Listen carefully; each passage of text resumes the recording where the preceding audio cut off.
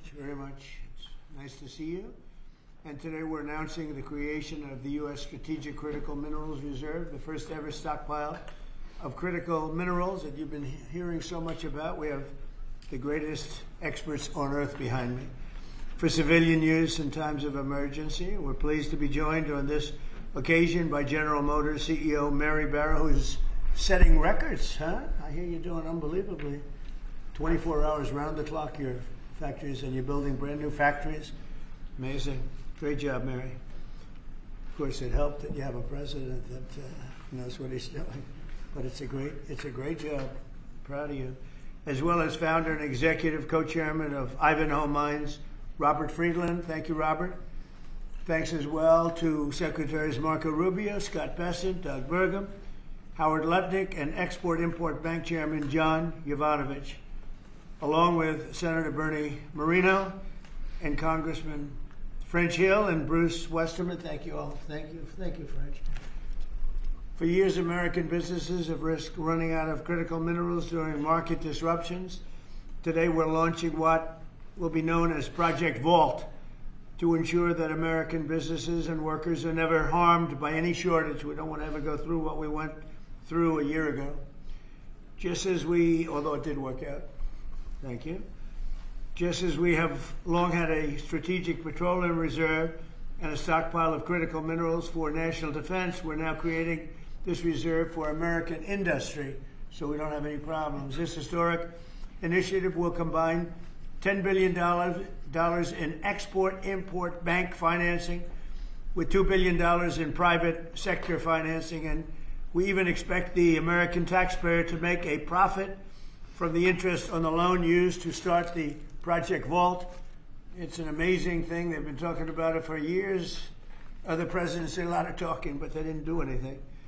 Over the past year, my administration has taken extraordinary steps to make sure the United States has all of the critical minerals and rare earths that we need. We're investing in mining projects. We're expediting federal permitting. You know, the federal permitting, and a lot of it is Lee Zeldin, who's been fantastic, but federal permitting is such a big deal. And we're doing that. The permitting of mines and signing major critical mineral deals with countries from all over the world, and we're getting along with all of them. Every one of them, they want to be in the proper position. We're working very well with countries from all over the world. Today, we're building on these achievements with this vital new reserve. And now I would like to ask Ex-Im Chairman John Yovanovitch to say a few words, followed by our friends from business and Congress. We'll go over that. But we have some great business leaders, the best, here today. And John, if you would start it off, that'd be great. Yeah. Thank you. Thank you, Mr. President. The President gave us a very clear directive. By clear directive, it was much more of an order for us to figure out how to, for the first time in American history, create a strategic critical minerals reserve in a way that would benefit the non-military manufacturing complex. And the challenge was enormous, not simply because it had never been done before, Mr. President, but we knew that you expected us to deliver in a big way, in a way that was scalable, in a way that was designed for long-term success, and in a way that would help revitalize our domestic mining industry. But most importantly, most crucially, that it not be subsidized by American taxpayers. And so that's exactly what we've done. Mr. President, what you've announced today is a truly uniquely American solution. It brings together our capital markets, which are the best and biggest in the world, with our manufacturers, our innovators, our miners, all pitching in to make this possible. Now, these things don't happen without the best and the brightest within industry being at the table. And Mr. President, everyone wants to engage with this administration, with your administration. The key ingredient here was your call to action. Your call to action allowed us to bring together the best players in the market, sometimes the fiercest competitors, getting them to work together to come up with a creative solution. Now, in addition to our great team at the Export-Import Bank, who worked around the clock, led by Brian Greeley, Jeff Wilson, Sarah Whitten, many others, we benefited from having the biggest manufacturing CEOs, the smartest market players at the table, all looking to solve this problem. So what we have with Project Vault is marrying the capital solution with what we need when we need it most. And the best part about it is that the American taxpayer will earn a return on financing the first ever strategic critical minerals reserve in history. And we thank you, Mr. President, for allowing this to happen. All of the people around us today help make it possible. Our cabinet secretaries, our top CEOs, their teams, top market players, whether it be GM, GE Vernova, Boeing, Clarios, Google, Mercurio, especially Brian Fallick, Hartree, Traxxas, our friend Robert Friedland. All of us work together, Mr. President, to deliver this for you, and for the American people, so that manufacturers and workers all across the country can rest assured they'll have what they need when they need it most. So, and you're covering everything with this. We're not just doing certain minerals and rare earths. We're doing everything. Everything on the critical What list. about magnets? We're focused on the critical raw materials, and we anticipate that led by our great manufacturers, will help breed even more solutions. Great job. Thank you very much. Secretary. Doug Burgum, please. Mr. President, again, I want to echo what John said, which is a great thank you to you.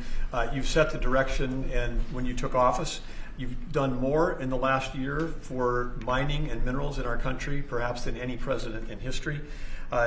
Just like drill, baby, drill, you said mine, baby, mine. And what's happened in our country is you've led us through deals with equity deals for the first time. The United States of America is driving equity deals to help sustain and balance this market. You unlocked Alaska with the Amber Road project. That opened up over 1,700 mining claims in Alaska.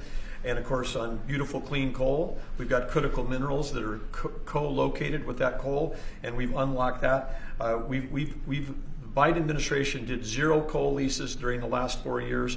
You've done hundreds of millions of tons of coal leases. That's going to help drive electric prices down in America. Permitting, you mentioned this in your remarks.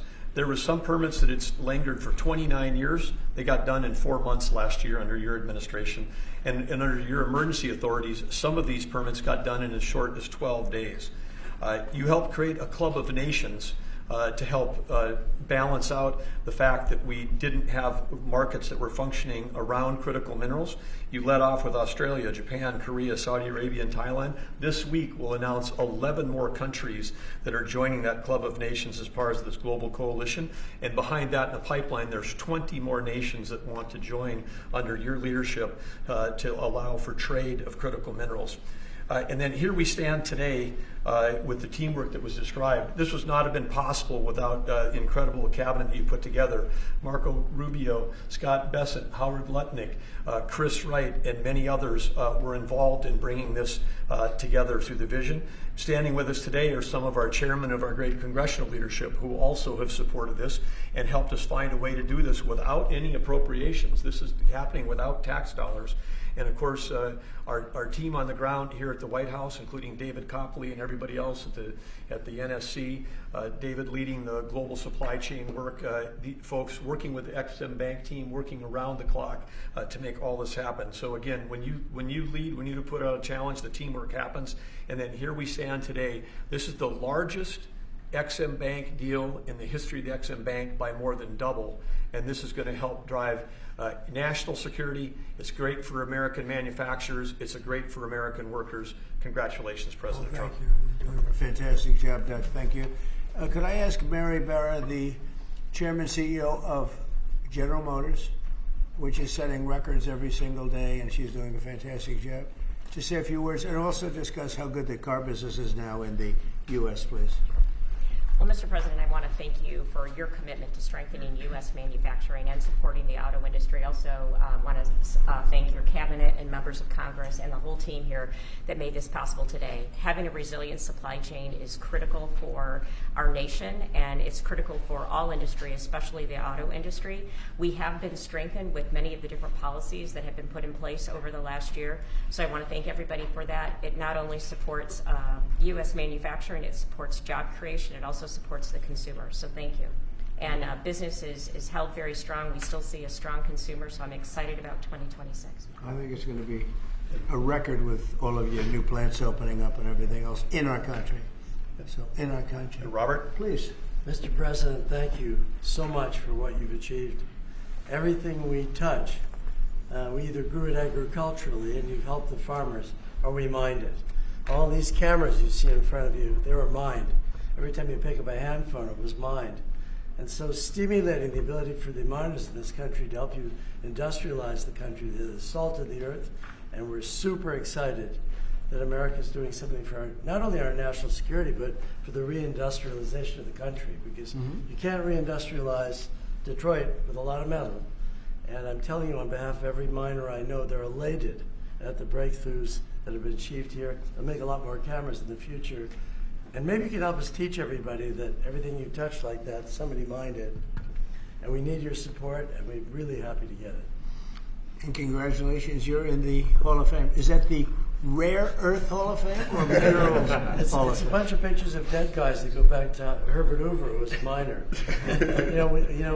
Mining's down to 1% of the S&P 500, but really everything you touch needs mining. And this is the first administration, with your support, where we've got hope. We can go out and really do it.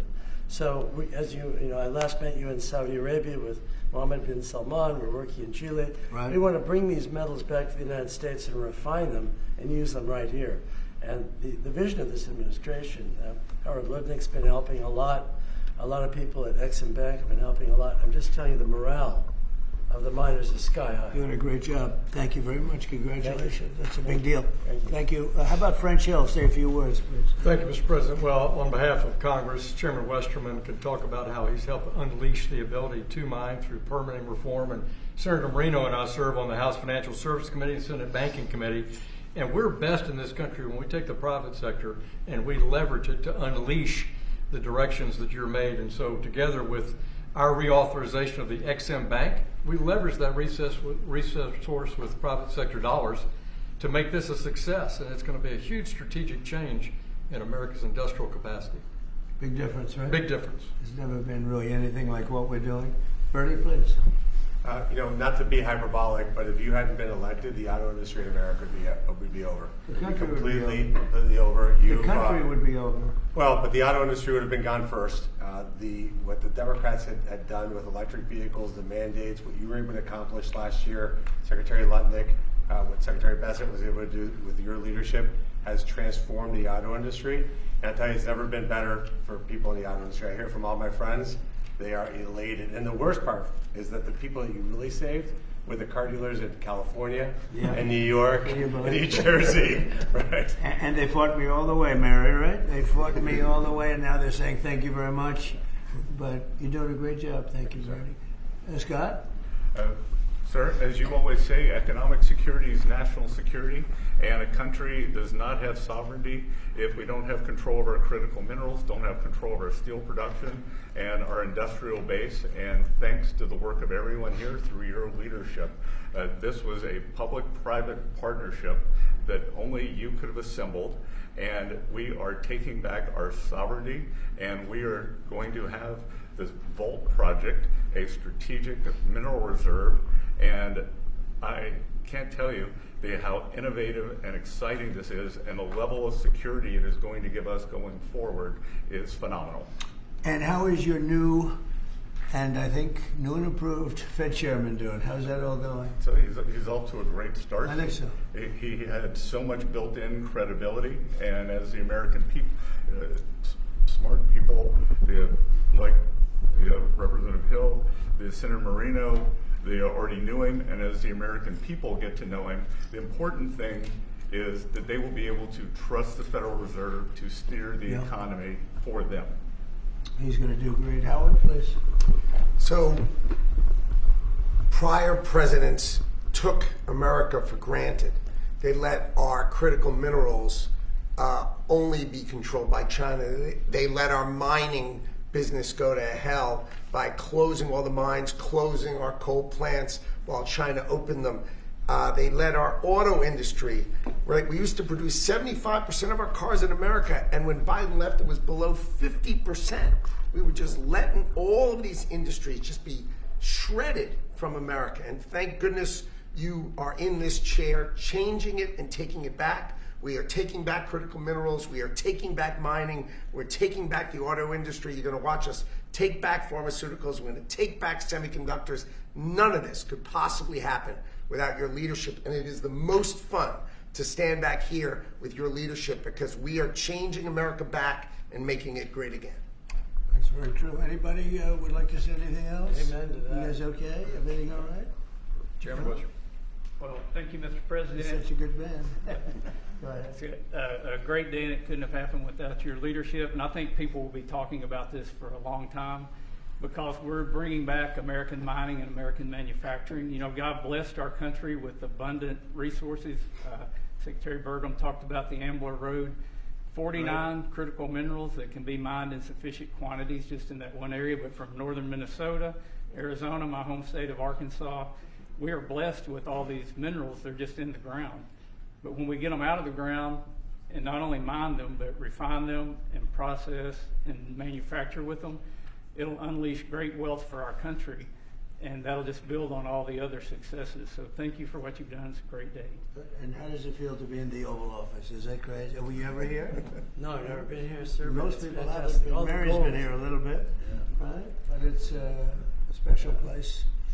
Never been so beautiful either. Yeah, questions, please. Mr. President, speaking of the Fed, would you like to see Janine Pirro drop the investigation into Chairman Powell to help? Senator Tillis has basically said that he's not going to really be working That's with why the he's not a administration senator, to help bring war. So would you like to see the No, she's investigation going go to away? take it to the end and see. Like you're doing a small renovation, and they've spent almost $4 billion doing a small renovation. I'm doing buildings. I built a hotel, the Waldorf it's called, and I did it for around $200 million. It's a much bigger job. They're spending almost, it could be $4 billion. I'll tell you what, I don't even see an end in sight. I feel badly for the new Fed chairman because he may not have an office for 4 years. I don't know what these people are doing. So it's either gross incompetence or it's theft of some kind or kickbacks. I don't know what it is, but Janine Pirro is incredible and she'll figure it out. But no, you want to take it and just find out what happened because we can't go around doing a renovation of a small little complex, very small, a couple of little buildings, and spend billions and billions of dollars on it. Something went wrong. We have to find out what it was. Yeah, please. Mr. President, thank you. Speaking of renovations, you announced you wanted to build a new and spectacular entertainment complex at the Kennedy Center. Right. Do you plan on tearing it down, and how much will all of the renovations cost? Probably around $200 million. And, it's funny, in real estate and building, I've done so much of it. I've done so well with it. You want to sit with something for a little while before you decide on what you want to do. And, we sat with it. We ran it. It's in very bad shape. It's run down. It's dilapidated. It's sort of dangerous. Things fall out of ceilings. You've seen it. And we had some big events there. We had a lot of great events there over the last year. But you can't do any work because people are coming in and out. And you have the workmen. We have a marble man over there the other day. He said, every time I put down a piece of marble, people are stepping on the marble. They don't even have time to dry. And you can't do the same quality job if you close it. And, we're fully financed. And so we're going to close it. And we're going to make it unbelievable, far better than it ever was. And we'll be able to do it properly. I was thinking maybe there's a way of doing it simultaneously, but there really isn't. And we're going to have something that when it opens, it's going to be brand new, beautiful. I'm not ripping it down. I'll be using the steel. So we're using the structure. We're using some of the marble, and some of the marble comes down. But when it's open, it'll be brand new and really beautiful. It'll be at the highest level. We can do a much better job, probably in a way a faster job in terms, because when you do it piecemeal, for instance, they have a play tonight, and you can't do anything. You have to pull out everything, and you can't have stanchions all over the place, and people are walking in to see a play. So we'll be closing it sometime around July 4th. It's like we'll close it on July 4th in order to do something great for America, and then we're going to build it. We have great contractors. We're going to build it, and we'll do it right. We're using the highest grade marbles, the highest grade everything. It'll be brand new. Tremendous carriers putting in the air conditioning, or I guess they're a bidder, but they're probably going to get it. Carrier. We're going to have all brand new air conditioning, heating. The steel will all be checked out because it'll be fully exposed. It's been up for a long time. But as anybody knows, it was in very bad shape. Wasn't kept well before I got there. So we're going to make it, I think there won't be anything like it in the country. Sir, Mr. President? Yeah, please. About your meeting with President Petra later this week, he's been quite critical of you since you spoke back in January after the Maduro raid. What would you like to hear from him tomorrow in terms of drug trafficking in Venezuela? What are your expectations? Well, we're going to see. I mean, he's been very nice over the last month or two. He was certainly critical before that, but somehow after the Venezuelan raid, he became very nice. He changed his attitude very much. So, no, I look forward to seeing him. He's coming in. We're going to be talking about drugs because tremendous amounts of drugs come out of his country, and I look forward to see. We're going to have a good meeting. Yeah. Mr. President, Steve? Steve Witkoff is going to meet with the Iranian Foreign Minister on Friday. What are you hoping he'll get out of that meeting? Well, you're going to have a lot of things are happening. You have Iran, and you have Russia, Ukraine, and you have the Middle East. We have a lot of things going. A lot of problems were here for a long time before I got here. We settled 8 wars, and I think we're doing very well with Ukraine and Russia. For the first time, I'm saying that. I think we're going to maybe have some good news. We're losing 25,000 people a month are being killed in that war, ridiculous war. 25,000. It was 31,000 last month. Think of it. Young, beautiful kids, the kids of parents, their parents. It doesn't affect us in one way, but in another way, it's 25,000 souls that if I can solve it, we're not spending money like Biden did. He gave $350 billion away. I make everyone pay.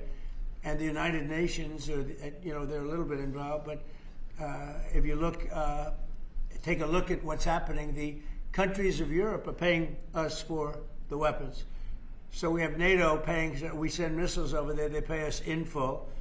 It doesn't cost us 10 cents. And we make money, I guess, but I don't even want to talk about that because what I really want to do is save those people from dying. They lose, Mary, can you imagine 25,000 to 30,000 people a month? That's like a stadium full of people every single month. And, I was blessed with something where I can get these things done. Got 8 of them done. I thought all 8 were going to be more difficult than this one. I thought my relationship with President Putin would give us a, much easier road. But there's tremendous hatred between Zelensky and Putin. Tremendous hatred. I mean, it's a shame, but it's taken longer than we thought. I did call up President Putin, and he's agreed. He's put it out to. They have the same cold wave that we do. Maybe different because it's pretty far away, but it's the equivalent. And Ukraine's a very cold country. It's much colder than us. It's colder than, they say, on average, it's Canada or colder. And on top of that, they have a tremendous cold wave. And I asked him if he wouldn't shoot for a period of 1 week, no missiles going into Kiev or any other towns, and he's agreed to do it. So it's something. What about Iran's nuclear program? Do you think Mr. Witkoff can do a deal on that? Well, we're talking about that. We have ships heading to Iran right now, big ones, biggest and the best. And we have talks going on with Iran. We'll see how it all works out. Mr. President, Mr. President, the Pentagon released National Defense Strategy last week, and it says... Where are you from with that, NASA? I'm from Europe, Good. from Lithuania, Baltic states. Good. National Defense Strategy says that U.S. will provide critical but only limited support for European defense. What does that mean, limited support? Will the U.S. still provide... Well, we get along very well with Europe. I do. Because, don't forget, I got the GDP lifted from 2% to 5%. Nobody thought that could be possible. And they're giving us a lot of that money. We have the best military equipment. We're selling it to NATO. But I get along very well. But Europe has to be careful because, there are those that say it's no longer recognizable between immigration and energy. It's... There's so much potential. In UK, you have the North Sea oil, and they basically closed it down. And then they buy energy from Norway, which is the North Sea oil. So you figure that one, and Norway's got trillions of dollars. They have to be careful. You need energy, and you can't do the windmills because the windmills, you're supposed to make money with energy, not lose money. So I'm very disappointed. I love Europe. I love the people of Europe. And they have to be very careful. They're at a tipping point. You have tremendous immigration problems, and you have tremendous energy problems. It's a bad combination. Mr. President, thank you, Mr. President. Kristi Noem just announced that you're deploying body cameras to Minneapolis. What's your thinking behind this decision, and do you want to see this? Well, it wasn't my decision. I leave it to her. They generally tend to be good for law enforcement because people can't lie about what's happening. So it's, generally speaking, I think 80% good for law enforcement. But if she wants to do that, I'm okay with it. remember one thing, we closed the border. I got elected on a disastrous border, and we have nobody coming in through our border anymore. We had 25 million people come in 4 years through our border. Many of them were murderers and drug dealers and mentally insane from mental institutions and insane asylums. And now we don't have anybody coming in. For 9 months now, I mean, they actually report zero. We have 0 people coming in, which I find hard to believe, but the Democrats do that report. They tend to be left-leaning that do that report. So I assume it's true. If it's not, it's a very tiny amount of people. But we basically have a tremendously perfect, strong border. And also, crime levels are at the lowest point they've been in 125 years. Since 1900, we have the best numbers. And that's despite the fact that we had a lot of criminals and murderers. 11,888 murderers came in. And we have the lowest numbers that we've had in 125 years. So, we're doing a good job. If she wants to do the camera thing, that's okay with me. Mr. President, there was one homicide in D.C. during January. Do you think this is due to your efforts, and do you think blue states should see this as a sign that they should cooperate with you? Well, if there was one, I mean, we haven't had one in a long time. D.C. has become a very safe. There was an in-house homicide. It was in-house. It was a dispute within a family. We have had virtually no crime in D.C. D.C. is now considered a very safe place, and it should be. It's our nation's capital. And we sent in the soldiers. I read the Washington Post this week, and it was incredible. They were trying to determine how did we get so low numbers? The low numbers in D.C. because we have very little crime, if any. And they talked about everything except for the fact that we put our National Guard and great soldiers inside our city. They didn't want to mention that. It's how dishonest. Because if we didn't do that, you'd have tremendous crime in D.C. And I get thanked every single day by people that work in the White House. People, young ladies, men, they come up, thank you, sir, for making D.C. so safe. They walk to work now. A year and a half ago, they wouldn't have walked to work. They would have been killed or mugged or something would have happened to them. So it's, it's a great honor, but you got to read the story in the Washington Post. They do it. Crime is way down in D.C. Now, what's the reason for it? The reason for it is we have very big, strong, good-looking soldiers standing around, and I think they make the place look better. But this is our capital, and we have a very safe capital. We had a very dangerous capital before. Yeah. Sir, yesterday you said you were speaking to people about Cuba to reach an agreement. What Right. sort of agreement are you hoping to reach? Is that with the Cuban government? Well, it's a What would you failed like to see nation from now, them? and they're not getting any money from Venezuela, and they're not getting any money from anywhere. It's a failed nation. Mexico is going to cease sending them oil. So I'd like to take care of the people that are here from Cuba. You know, we have many people that came from Cuba that were thrown out of Cuba or that fled Cuba. They came over on rafts. They went through shark-infested waters. I don't know how they did it. And it was many years ago. Many would like to go back. Many would like to at least visit their relatives. And I think we're at a pretty close point. We are dealing with the Cuban leaders right now. Mr. President, the Wall Street Journal reported that the royal family of Abu Dhabi invested hundreds of millions of dollars in your World Liberty Financial.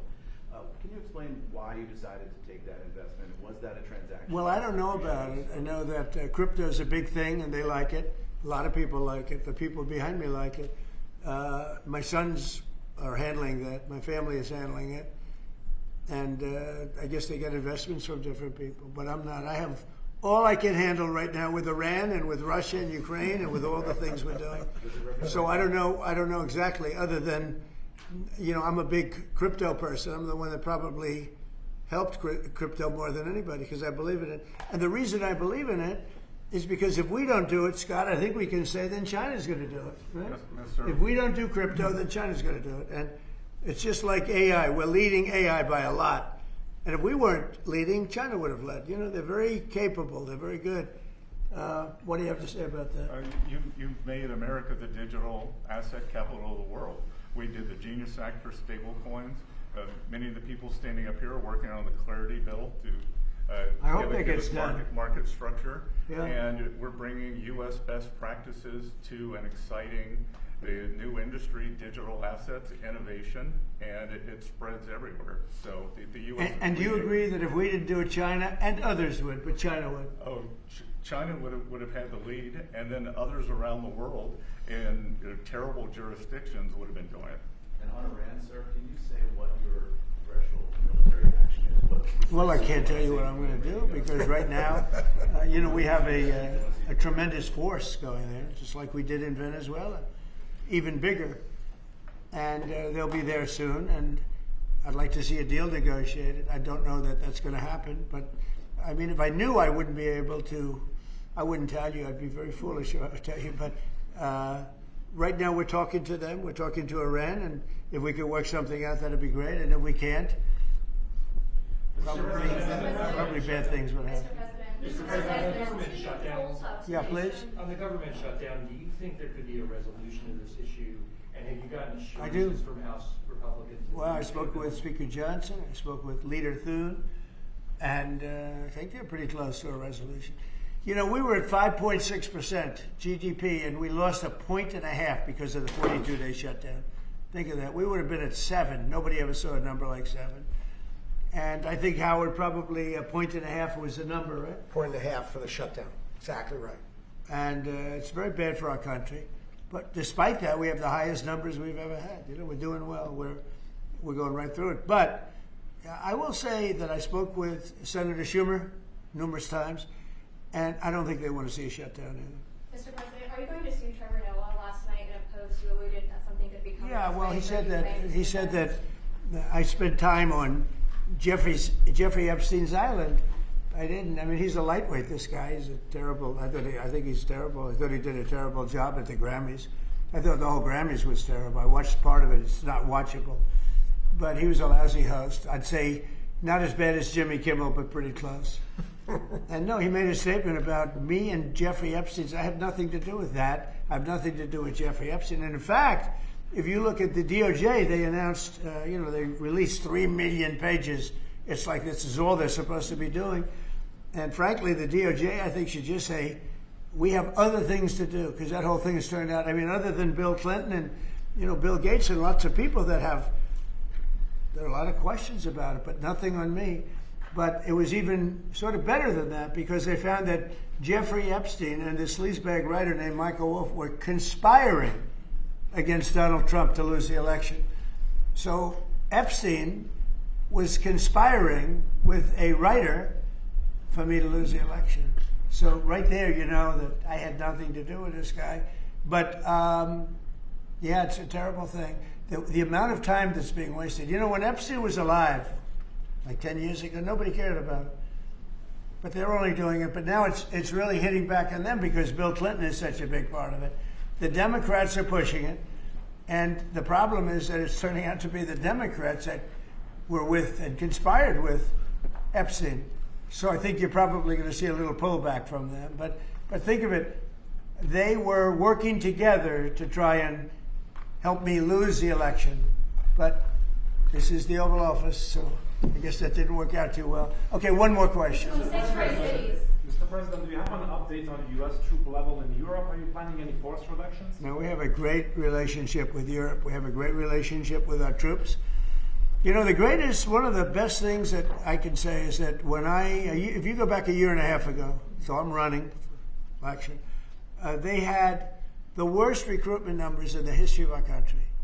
Nobody wanted to join the military, or nobody wanted to join the police. Nobody wanted to join the fire departments. We couldn't get anybody to be a proud member of our country. And now, Doug, as I told you before, now we have the best recruiting numbers that we've ever had in our military. Army, Navy, Air Force, Marines, Space Force we love, and Coast Guard. I love the Space Force. It's doing great. But now we have waiting lists on everybody wants to join. You know why? Because people are proud of our country. Because our country is doing great. I think Mary can say the same thing. You had lots of people not working so well, and now you just wish you could get them in faster. I know that it's hard to get them. Yeah, we continue to bring people in and have training programs. We're Right. investing in the You're U.S. training workforce. people. Yes. But 2 years ago, you didn't see anything like this. It's amazing what's happened. So we have the number one in the history of our country. We've never had more people that want to join our armed forces than we do right now.